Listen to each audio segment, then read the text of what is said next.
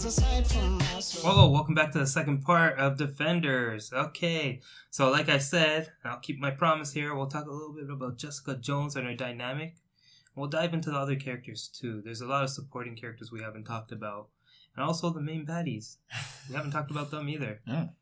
So, we'll talk about Jessica Jones first because on the last one in Solomon's Future Reach podcast, we were talking about her. And how we didn't know what she was going to do. Luke Cage is already superpowered, bulletproof, and he has a super strength. So what was Jessica Jones going to do? But for me, I thought she was a very vital part in terms of getting research. And without her and her private eye investigation, we wouldn't get as much details, and they wouldn't have been as ready, right? So that scene when she leaves, when they're in the restaurant and she leaves, she actually does. We get to see that kind of in full flux when she is investigating. She goes back to the architect's home. And she sees the car with the guy in it, and then she eventually comes back and saves them from Elektra, which was I thought fantastic.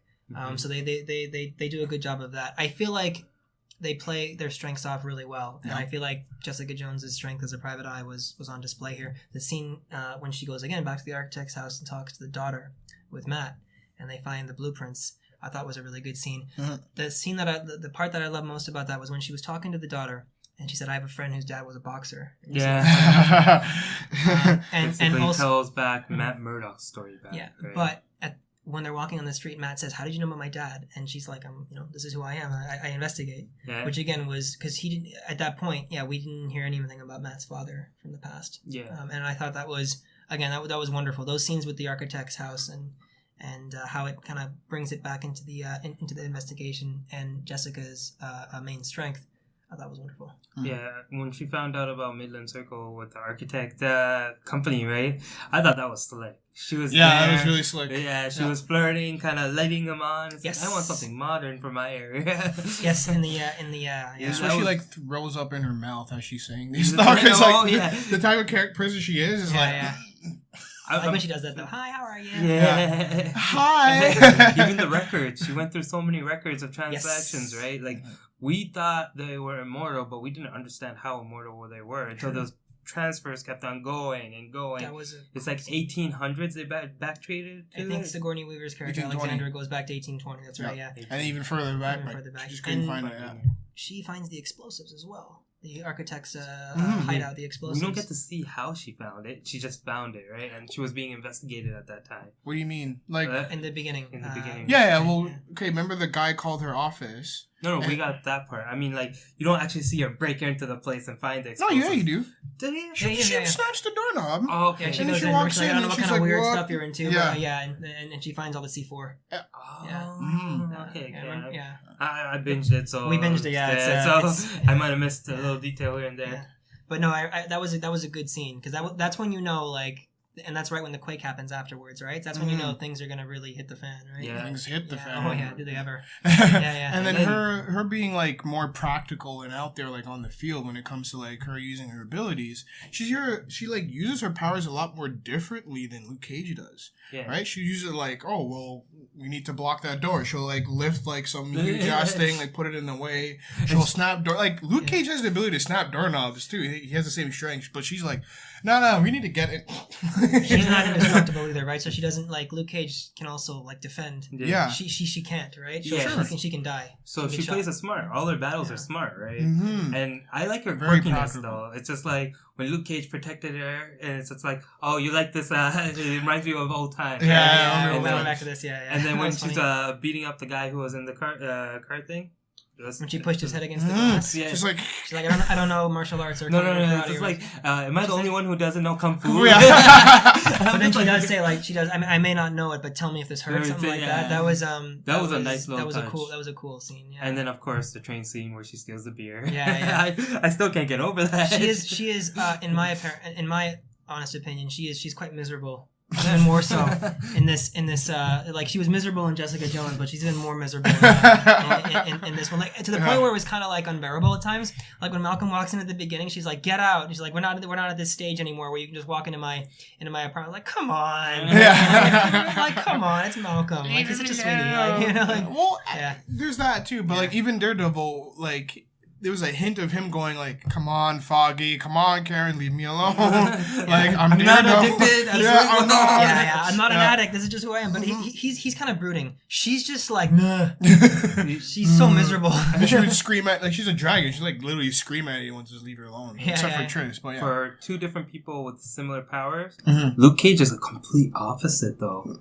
He got out of jail, so he's just like, hey, I'm done with my past, finally. Now I can be on the streets, protecting Harlem properly. And he's looking at the kids, looking at them, right? So you see he's in a different state of mind, but they're unique as a team-up, too. Luke Cage has like this optimism to him. Yeah. Jessica Jones is kind of like the world's disgusting and dirty and ugly, and Luke Cage is like, no, let's make it better. But I love the respect he gets. Like when he walks through his neighborhood, everyone's like pointing at him. Hero Harlem. Did he just break in the restaurant? Nah, he did it. I like the scenes with the kids at the stairwell. It's like, oh, who's it to you? And it's just like takes off the hoodie and it's just like, top floor. That was a cool scene. That was amazing. That was a really cool scene. You can tell how respected he is, right?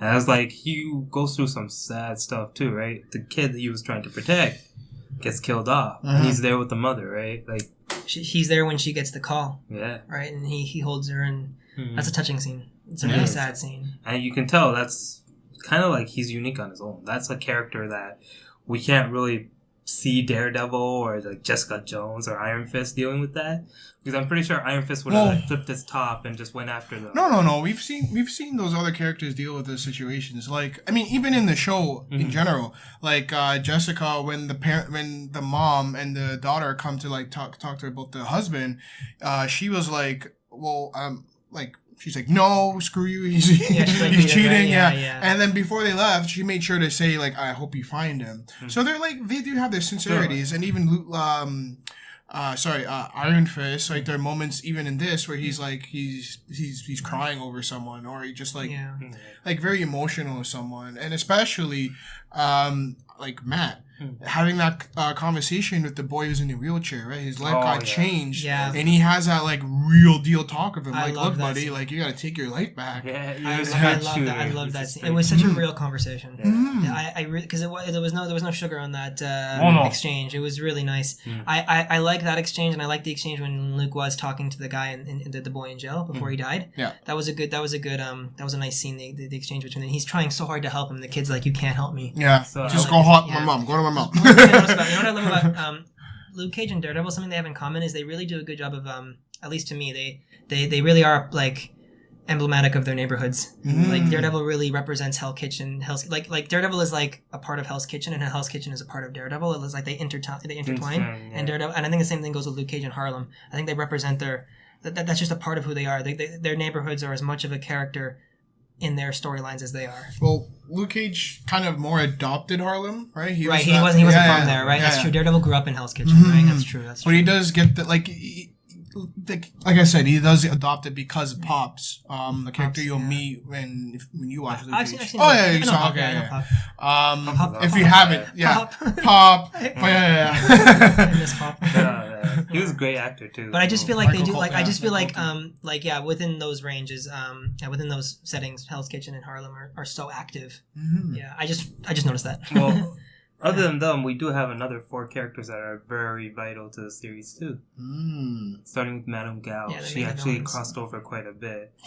Fingers of the Hand. Yeah. She's in almost all the shows except for Jessica Jones. Oh, okay. And maybe Luke Cage. I don't think she was in Luke Cage. I haven't seen her in Luke Cage at this point. No, she was not in Luke Cage. Not that I can remember. But like definitely in Iron Fist, definitely in Daredevil, right? She's very prominent in this, though. You can see just how powerful she is. I feel like in Daredevil, you get to see what she was like. She does look like a bitch when you have Sigourney Weaver. But yes.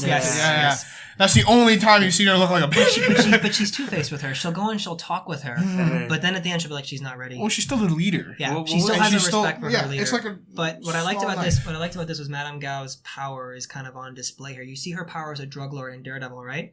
But you see like what she is as a whole in this, like with her abilities as a member of the Hand. She did use her abilities in Iron Fist. Okay. There was a scene where she used it, and it was like that was the first time you've seen her power. Before that, you're just like, she's a weak, brittle old woman. Take her out. Wait, what? Yes. Yeah. So there's also her. There's also 3 others, right? Yes. I can't remember. I see. Bakudo. Yes. Bakudo, and he came in Daredevil as well, right? Bakudo was only in Iron Fist. Iron Fist. Oh, no, Bakudo was in Iron Fist. Yep. Very important in Iron no. Fist. The disciple of the Japanese guy was Nobunaga. Oh, okay. So you have Murakami. Yeah. Murakami was the strings behind Nobu, and Nobu is like when they were talking about Nobu in Daredevil, he's like the savior of the hand because they're like, we have a tough situation. Let's just send Nobu out. Yeah. And that's why they kept bringing him back alive. Nobu was actually been in the organization for a long ass time. And that's why the organization fears Daredevil, right? It's like the Devils of Hell's Kitchen, and everyone's just like, oh. Yeah. The conversation they had in the room, they're like, Daredevil has joined the fight. They're like, shit. Damn it. This got real. Shit. I'm like, is he that good? And they're like, no, we can handle him. It's just like because of Electro. But it's like, he is like an exceptional fighter. It's gonna make things harder. It's gonna make things harder. Yeah. I didn't find of the villains, we were saying this before in between takes, I found Madame Gao, Zawande, and of course Alexandra, Sigourney Weaver's character, very engaging and interesting. The other two, I forgot their names. Bakudo and Zawande. No, I know Zawande. I know, but sorry. Bakudo and the guy who speaks Japanese. Murakami's, yeah.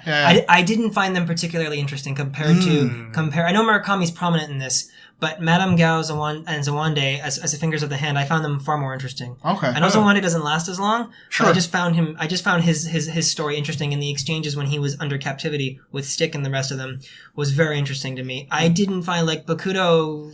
He didn't You'll really see more of him in Iron Fist. Yeah. He actually fleshes out as a real character there, right? He plays a bigger role. I just feel like. Yeah, Madame Gao and Zawande stuck out to me more. I found them far more interesting. Okay. As villains. Yeah. What's her name? Alexandra Sigourney Weaver. Yeah. I felt like every single scene that she started off with, it was her eating classy food, listening to, like, it was high-end luxury every scene you started. And the one thing that, got me was she's always sitting down. You know why? She's tall. She is tall compared to everyone else. Weaver is tall. I think she's almost 6 feet. Yeah, I know. Compared to everyone, it's like Madame Gao is like, oh, who are you? Like, she is tall. And it's like, it's kind of scary if you were going up against her. And it's funny, she wasn't a fighter, right?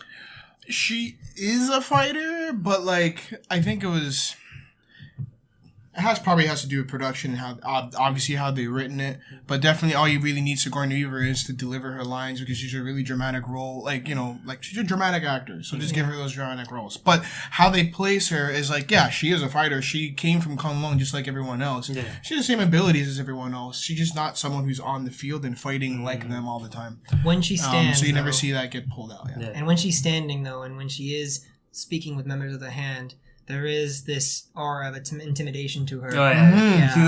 She's always on one side of the room, and all the others on the other side, right? She's one of the greats, right? Sigourney Weaver. She does amazing in this. And as Alexandra, she was a very effective villain. And I do like the way, Madame Gao, you mentioned this, Madame Gao fears her. The way she talks to her, she does two-timer kind of, she does go back to Two-Face. She has Two-Face with her, right? Two-timer, they're not dating. She goes behind her back, but there is this respect that she has for her, and it's out of fear, I think. Okay. And I thought that was really well done between Sigourney Weaver and the actress who plays Madame Gao. From there, we do have a lot of Easter eggs, right, and little slip-ups. It's quite a bit of those. So, as you mentioned before, Sticks with the sword. Yeah, where's his sword, man?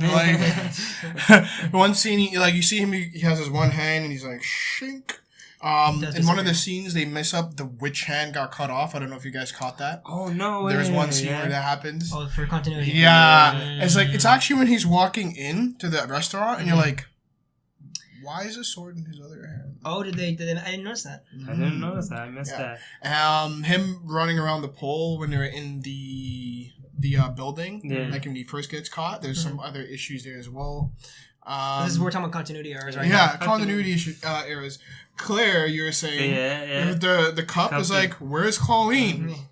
Cup disappears. Cup is gone. I mean, they pulled a cut in between scenes, right? To mesh that walking scene up, they put a cut in between, and it's just when I saw it, I'm like, oh my god. Whenever we're filming for the channel, whenever we film our shorts, we always freak out over continuity. Yes. But whenever we notice stuff like that in major productions that we love to watch, it's kind of nice because everybody, it's gonna happen to everybody. We all mess up. Yeah, it's kind of nice. Yeah.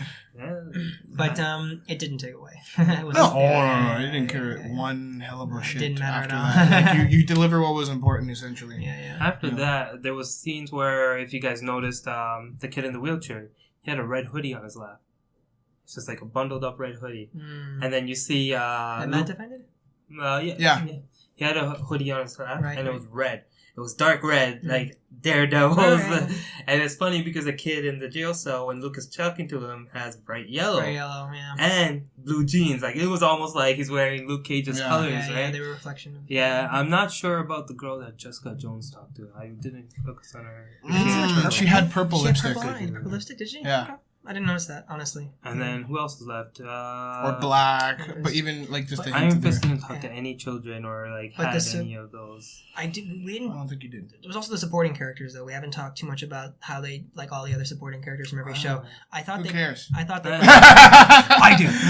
That's a kid. I kid. I do. That was a little rude. Froggy. Froggy. Garth likes to call him Froggy, but it's Foggy. It's Foggy. Foggy, Karen, Claire, Misty, yes. Malcolm, Trish. I guess Colleen technically, even though she's more prominent, I would say than the other supporting Colleen is characters. definitely in the comic books. Actually, Colleen is very important overall in the comic books. She actually teaches a lot of people how to fight. Oh yeah, she's great. Misty Knight is one of them. Claire is actually not really supposed to be a fighter, so that's a little interesting. She's supposed to be light nurse. She's the healer, right? Yeah. But what I loved about the show again is they did a good job of integrating all of them. Oh yeah. I thought they all played a really important role. They all did it. They all complemented their supporting cast nicely. I like how they all met. I love when Misty first meets Jessica Jones and she's like, "You got a mouth." Like there's some good exchanges like that. I like when Trish and Karen first talk to each other. Oh yeah. You know, what's the deal with the blind lure? It's complicated. They say that word a lot. It's complicated. It's complicated. But it is. Everyone in Daredevil's world said it's complicated. But it is. It's complicated. I enjoyed that. I would have you can only do so much for everybody, but a little bit more Malcolm. He was kind of on the side a little bit. He's not doing drugs anymore, which is nice. He's cleaned up, but he is trying to kind of get. I like in the beginning, he is trying to get Jessica Jones back into the groove, and at the very end, he is tidying up her place, saying, we should be open for business now, and she finally embraces it, which I thought was nice. So he has an important role as well, even though it's not as fleshed out as the other supporting characters. Claire, I thought was fantastic. Foggy, he gave him the suit. He gave Daredevil the suit. He got Luke Cage out. When they're in the Harlem precinct, he comes in and he gives him the suit. Yep. He sends him back into war. Don't forget, he's like one of the best friends. There's no doubt. He's Daredevil's bro, right? And he's always been looking out. It's like, here's a bunch of cases. It's like, I don't need charity work. And he's like, no, this is for your health. And how's the wife and kids? But they're so close. They have such a great bromance, Foggy and Matt, and it's not as on display here, and as it shouldn't be, because they kind of went their separate ways at the end of Daredevil season 2. But you can tell they still love each other, right? And I thought that was really well done. But you guys are right. Foggy and Karen do talk about Daredevil like it's a disease, like it's an alcoholic. It's an you need to go to the AA meeting on Sundays. You know what I mean? But I just like how Daredevil's like, this is who I am. This is part of my life. It's not something I have to get rid of. It is who I am. It's a part of me. And I thought that was excellent. Is there anyone else we missed? Who did we miss? Stick was great. Stick was great. He was used a lot in this. He explains why they're all together. Can we just take a moment though and appreciate how great Scott Glenn is as Stick? What a perfect casting call though, right? Just what a like, what happened to your hand? I had to chop it off. Just so matter of fact, right? Just so matter of fact. I find him an asshole at times, but he is hilarious at other times. He is, but there are times, that's one of the reasons why you love him, because no matter what, he is still trying to do the right thing. Just his own twisted version in his own way, yeah. It's good.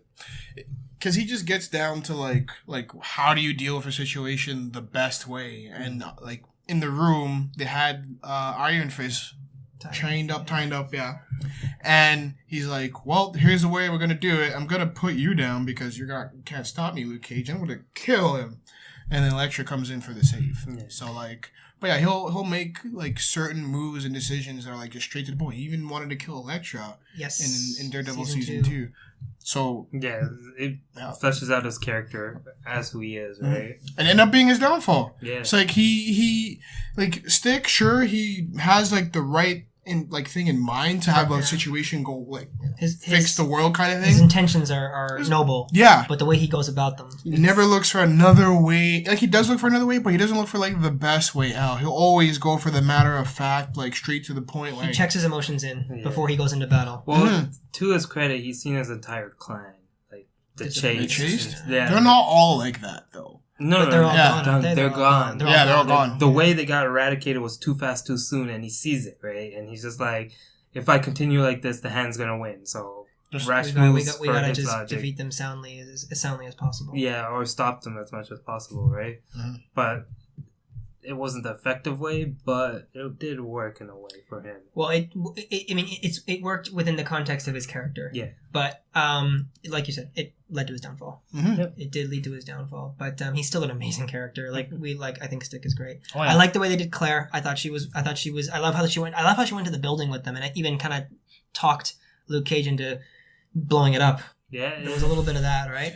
I love Luke Cage's reaction. Yeah. I love Luke Cage's reaction. No, right off the bat. I ain't going to jail, man. That's how he was talking. He's like, I ain't going to jail. You're all crazy. Yeah. But now they have like a reasonable doubt because like Bakuto's actually the one who sets off the bomb. They're like, he set the bomb off. But you guys bought the bombs. Hey, we didn't blow it up though. It was just a threat. It was an empty threat. We didn't blow it up. Good thing Foggy's firm too. Yeah.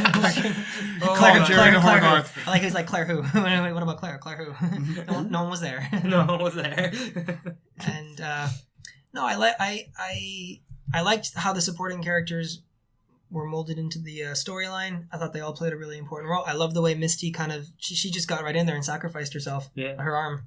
Yeah. Misty will now become Misty. Yeah, and that's right? what that scene was. Basically. Yeah, and her having her hair up like that is straight up comic book as well. Is that what she's like in the comic? Yeah, just about. Luke Cage, like right? it's either she has a crazy afro or that actual perfect like headband. Mm-hmm. So who knows? They might actually bring like the full on afro again. Does she have like a full on afro in the comics? Is it pretty much like, you know how she was in Luke Cage? Yeah. Like so just about like that, but her also having it up like that as well, like just a headband up.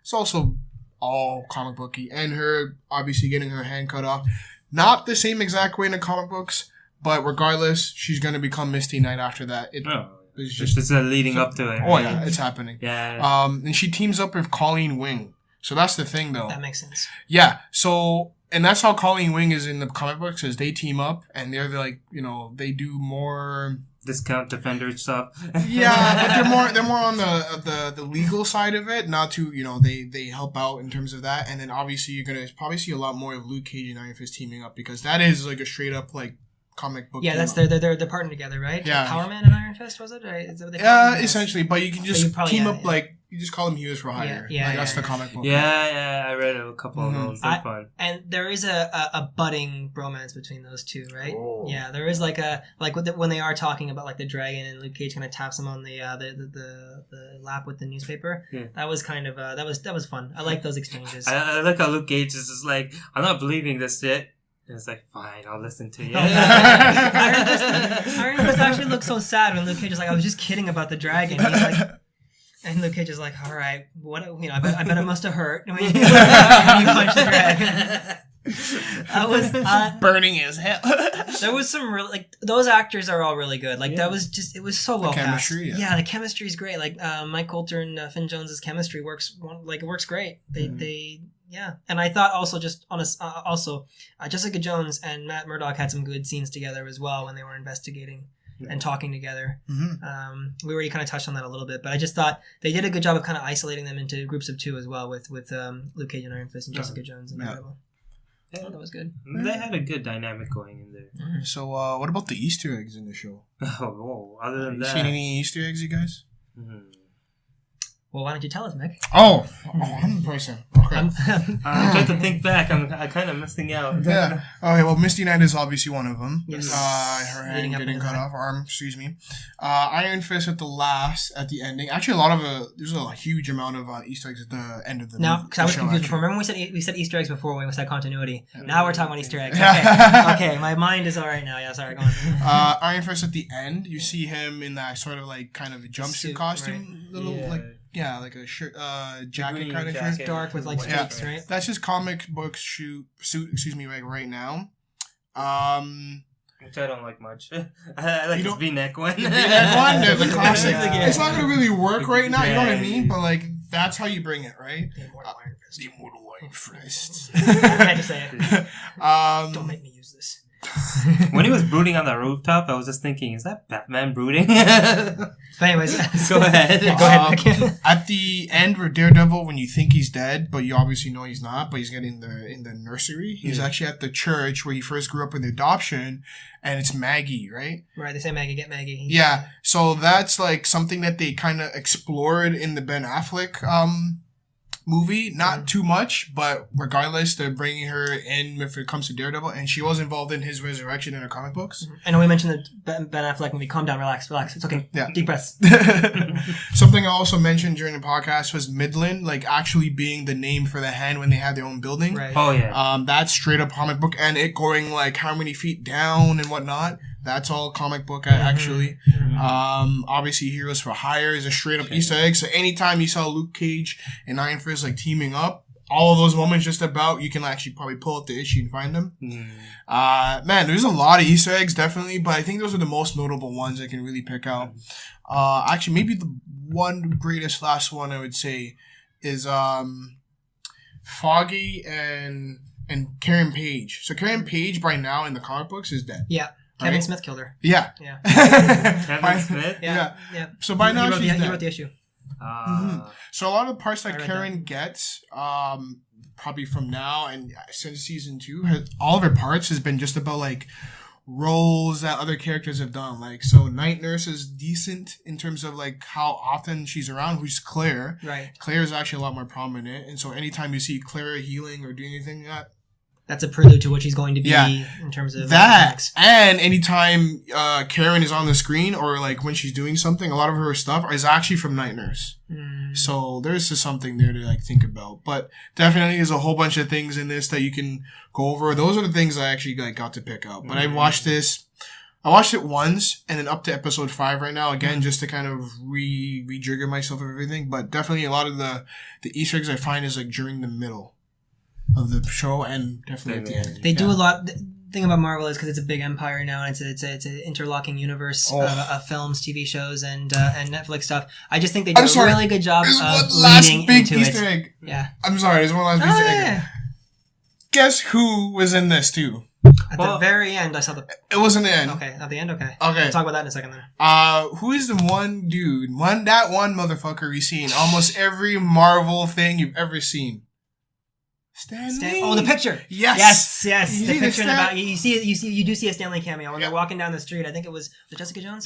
So you see a picture. You see a poster of Stan Lee's face. Yeah. Oh, I missed that. Yeah, I saw that too. Yeah. So Matthew Murdock is like not chasing, but he's like he's streamlining behind, following Jessica Jones, and like in the back there you see his face. He looks like Big Brother from 1984, like the poster is. But yeah, it looks really cool. Yeah, you do see his face a couple 2 or 3 times, quick cutaways. You have to look really hard, but you do see it. Yeah. And at the very end, obviously, the prelude to the Punisher. I'm looking forward to that too. Yeah. So Marvel did their thing again, and at the end of Defenders, they're like, "Here's the post-screen credit." Yeah. Oh no! There's Punisher trailer. No. At the very end, you see a nice little tease to the Punisher. They did that with Luke Cage in Daredevil season 2 as well. Okay. But I was rushing through it this morning. Yeah, just I know. We were all getting ready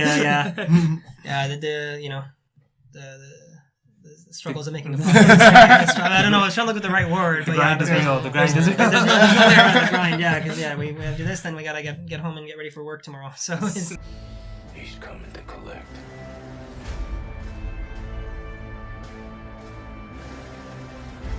All right. So the last thing I want to talk about is the final fight. A little more enthusiastic. Nick and I were both like, Nick was like, that was funny. Final fight was good. Yes. Mm-hmm.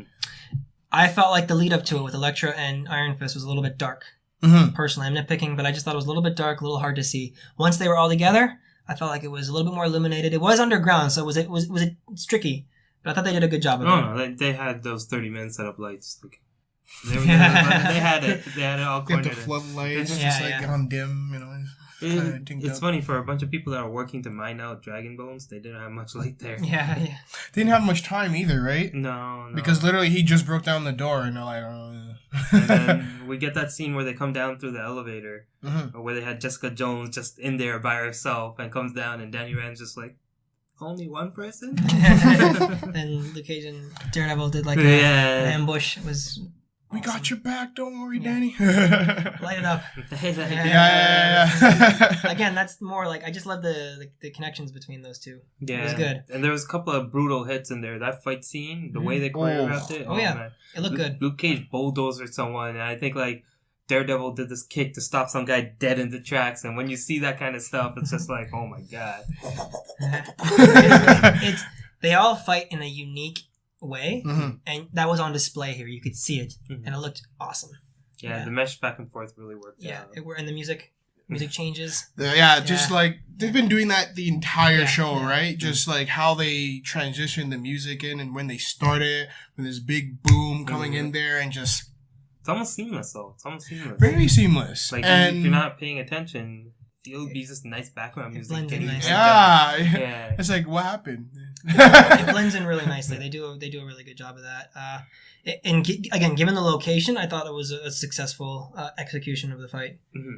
So choreography out of this world. I don't know. And the point that I think you were talking about really was that it just brings it back down from like all the crazy Marvel movies with like gods and things, and you have like crazy effects and like Thor throwing hammers and Hulk smashing, but you just come back to the regular old sick ass fighting, just that martial arts fighting, and you just brought that back. I know, like they they all have their own powers, but it's still just fighting. It's still fists and kicks. Funny enough, it feels like it's a video game scene. Where you have like 30 men. But you know the thing was though? It didn't look like a video game. It wasn't a big CGI slugfest. It was just a slugfest. It's just people actually punching and fighting. And obviously there was post-production manipulation, but it wasn't just like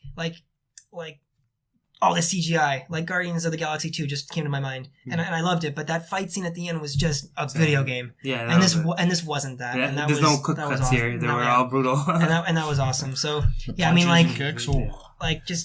yeah, it was great. It was great just to see old-fashioned fighting. Yeah. Jessica Jones, like, throwing that woman up to the ceiling, like, bouncing down. I think that was the only woman there that was fighting the whole time. Maybe, but there was that time where, like, someone came to her and she punches him down and she, like, kicks them and they fly over to the... So, they fight really uniquely in different ways. Like, you could see all the martial arts in that room. Yeah. All on display. A good amount. The camera work, which is phenomenal, just moving... I mean, it's award-winning stuff. Yeah, it really is. They executed it nicely. I wish they fought more in the Dragon. That's still one of my things. You see a little bit of that with Daredevil and Elektra, though, right? There's a little bit of that, and it's it was effective. And you know, with the explosion and them kissing at the end, it was very dramatic. I thought they did a good job of that. The Rogue One ending. I know, right? Overall, though, I gotta be honest. I think this show was a success. The hype was real, the build-up was good, and I can't wait to see these characters come together again, and I can't wait to see their individual adventures again. It's Marvel has a winning formula and it's working. How about you, Mick? Winning formula. Should I say more? I mean, my excitement came out from this whole show. Honestly, like I said, I've watched this already, and I've watched it up to the 5th episode for a second time so far, my second watching. And really, like, my excitement is heightened. I really like what happened here. The action was, like, top-notch. It's the best we've seen Iron Fist. Like, screw Season 1. That didn't exist in my mind after seeing him in Defenders. It's literally, it's basically Daredevil Season 3 and Iron Fist Season 2. Yeah, like, coming together. Just about. Oh, yeah. And really, just like a lot of the Easter eggs that are in here, the supporting characters definitely like helping out the main cast, and the main cast working really well together. Their chemistry is beautiful. Yeah. The dramatic scenes, the like Elektra being awesome in her little corner. I'm not sure what they're gonna do afterwards because Elektra is supposed to be on that bouncy line of anti-hero anyway, so that's what they might eventually do with her if she's still around. I'm pretty sure she is. We haven't seen a dead body, so she's alive. she can't be gone yet. She's too important to Daredevil's mythos. It's like until you see a sword or something inside someone's heart and you see it physically on camera, it says they're not dead. Stick is dead. Stick is dead. He's gone. There's no substance either. Madame Gao and Murakami might actually be alive. So we're not sure about that. But like overall, yeah, this is awesome. You did a great damn good job. Fire whoever was on Iron Fist. You don't need him. Yeah. You don't.